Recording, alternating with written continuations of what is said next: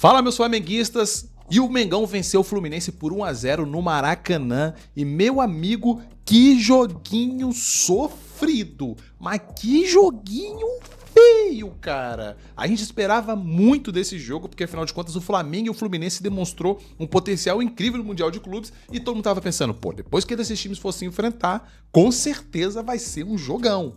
E, mano, de jogão, passou mais longe.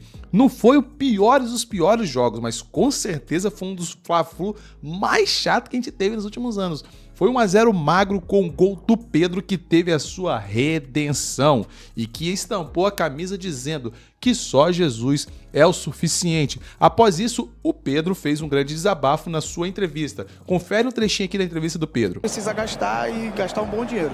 Tá aí o Pedro, agora o sorriso do artilheiro, o sorriso da redenção. Pedro voltou. Richard. Tá aqui, Luiz. Pedro, voltar a sorrir, voltar a jogar, voltar a fazer gol. Depois de tudo que você viveu nesses últimos dias, o que diz pra você esse gol e esse resultado hoje aqui? Sem dúvida, muito feliz pelo gol de hoje. Um momento importante para mim, individualmente falando.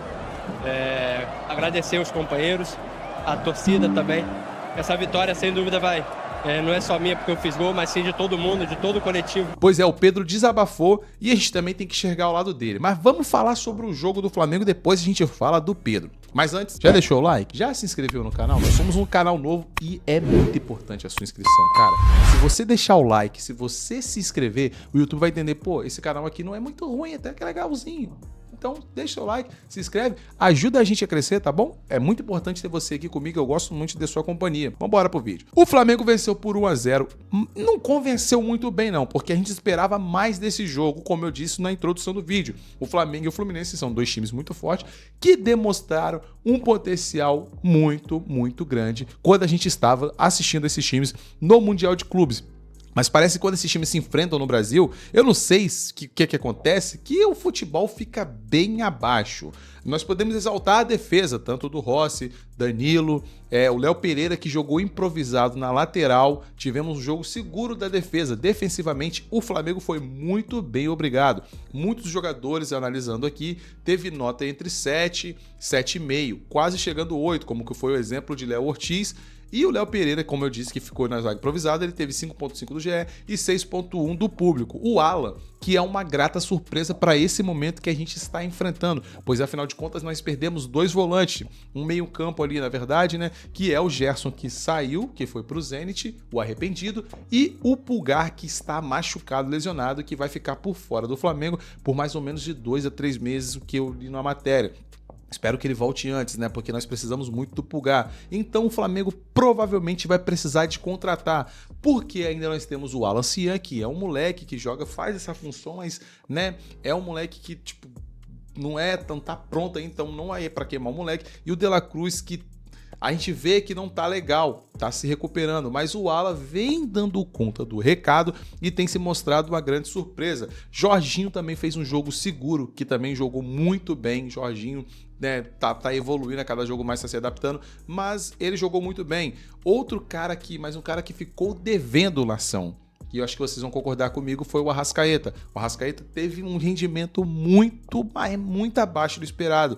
Sinceramente, eu não sei o que aconteceu com o Arrascaeta, porque o Arrascaeta, 2 meses atrás, era o melhor jogador do Flamengo. É claro que a gente não pode dizer que ele é o pior jogador do Flamengo, afinal de contas, nós estamos falando de um craque. E costuma ter essas oscilações.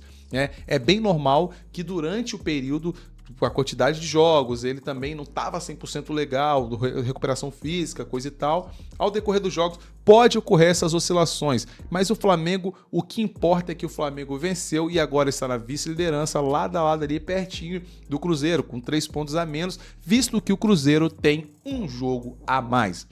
Mas a análise desse jogo fica que, de fato, o Flamengo não jogou muito bem. A gente precisa melhorar muita coisa ainda. Como eu falei nos vídeos anteriores, o Flamengo vai passar por oscilações devido a vários desfalques que está ocorrendo no elenco principal, né? Como a gente viu que a gente estava sem Bruno Henrique, porque tomou cartão amarelo no último jogo contra o Santos. Então, nós tivemos a ausência dele. O Luiz Araújo também, que é um cara que faz um jogo seguro. Dessa vez jogou bem, mas não foi aquele Luiz Araújo que a gente está acostumado a ver. Mas no geral, a defesa do Flamengo segurou as pontas e no final a estrela de Pedro brilhou.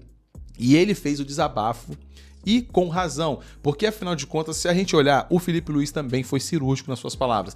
Então são duas visões diferentes para um problema que aconteceu.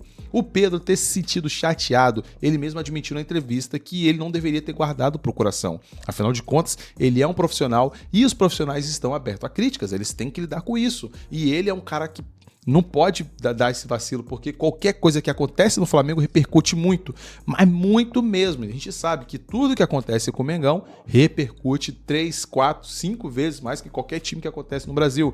E o Pedro, isso abalançou ele. Mas é claro, o Pedro também reclamou com razão, porque afinal de contas um membro da diretoria estava pensando em negociar o Pedro sem nem ao menos falar com ele. Isso falando pelas costas dele. Isso também é palho. Mas a forma que o Felipe Luiz falou foi justamente para poder segurar o elenco dizendo, olha, ninguém é maior que o Flamengo. E tá correto, ninguém é maior que o Flamengo. O Pedro é ídolo, sim, nós respeitamos e gostamos do Pedro. Ele é importantíssimo e indispensável pro Flamengo. Mas ninguém é maior que o Flamengo. O Pedro tem que se dedicar para conquistar o espaço dele cada vez mais para que não ocorra esse tipo de situação. Mas eu acho que agora, após esse jogo, após vencer o Clássico, galera, vencer Clássico, isso joga assim, vou botar panos quentes não, resolve boa parte do problema, porque crise só acontece no futebol caso você perca jogos. Ninguém fala de crise em um clube onde está ganhando tudo. Ninguém se fala disso. Só o Flamengo mesmo, né? Porque o Flamengo estava liderando o campeonato, estava bem na Copa do Brasil, bem na Libertadores, do nada os caras surgem com uma crise. Mas a gente tem que entender também que é tudo para gerar clique, para poder gerar engajamento, porque como eu disse, tudo que acontece no Flamengo é 4, 5, 6 vezes mais. Mas o Pedro foi lá, decidiu, marcou um gol importantíssimo para o Flamengo ficar na briga pelo título ali, sempre nas primeiras colocações, e também foi uma vitória pessoal para o Pedro. Ele precisava de dar essa resposta pra gente, torcedor. A gente precisa olhar pro Pedro e sentir que ele é o cara que vai resolver quando a gente precisar dele, como a gente precisou hoje. Foi um jogo totalmente difícil, porque se trata de um clássico, por isso que foi aquele jogo trucado, um jogo feio, um jogo preso, aonde não conseguia sair boas jogadas, aonde os caras que são mais habilidosos não conseguiam jogar.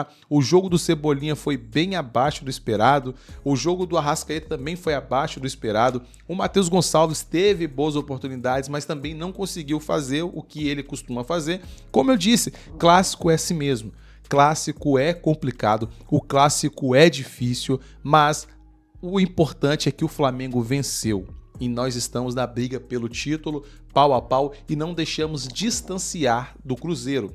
E porque o pelotão de cima todo venceu. Se eu não me engano, só o Red Bull Bragantino que perdeu, mas o Palmeiras venceu, o Flamengo venceu e o Cruzeiro venceu. O que importa é vencer jogos, somar pontos pra gente ganhar esse campeonato, porque já tem 5 anos que a gente não vence. E eu tenho certeza que você, torcedor, tá louco pra poder gritar campeão Mengão, campeão brasileiro. Eu tenho certeza. Então, em breve, nós seremos campeões. E é isso, minha rapaziada. Se inscreve no canal, deixa seu like. Essa foi uma pequena análise que eu fiz do vídeo de hoje. Muito obrigado por ter a sua presença e tchau!